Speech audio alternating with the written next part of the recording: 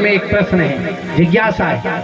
हम ये सुनना चाहते हैं कि हमें ये बताओ, शंकर जी ने उस सूखे पक्षी पर प्रहार क्यों किया? भाई या तो इस कथा का नाम बदल दो या फिर शंकर जी गलत कर रहे। बोले क्यों? बोले इस कथा का नाम है क्या? अमर कथा।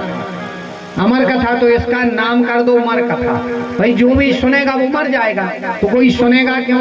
एक तो नाम है अमर कथा और तोते के पक्षी ने सुन लाई तो उसको शंकर जी मार रहे, ये तो गलत बात है। तो इसका नाम कर दो मर कथा। भाई यथा नाम तथा गुण भाव चाहिए।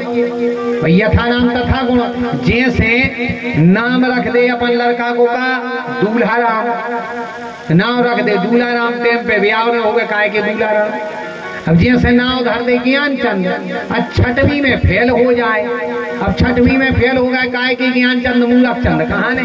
भाई ना, अगर ज्ञानचंद नाव है तो कम से कम 10वीं 12वीं तो कर ले, लेकिन नाम है ज्ञानचंद और फेल हो गए छठवीं में, किस काम के? तो ये कहने लगे देखो इसका नाम है अमर कथा, तो सुनने वाले को शंकर जी मार रहे, तो इस कथा का नाम कर दो मर कथा। जो सुनेगा मर जाएगा, शंकर जी मार देंगे। या फिर शंकर जी गलत कर रहे। सूजी महाराज कहने लगे सुनो, ने तो शंकर जी गलत कर रहे हैं और ना इसका नाम बदला जाएगा। बोले क्यों? बोले सुनो, इसको देखना अभी अमृत तो क्या मिलेगा और शिव जी गलत नहीं कर रहे। इन्होंने मालूम क्या किया, कथा सुनने के नियम में एक नियम ये भी है कि ब्रह्मेश भागवत की कथा सुनो तो सामने बैठ करके सुनो, या ऐसी जगह बैठ करके सुनो कि आंखों से भागवत मंच का दर्शन हो और कानों से कथा सुन में मिला करेंगे।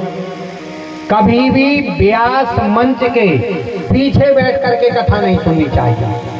जीवन में कभी भी व्यास मंच के पीछे बैठ करके कथा मत सुनो।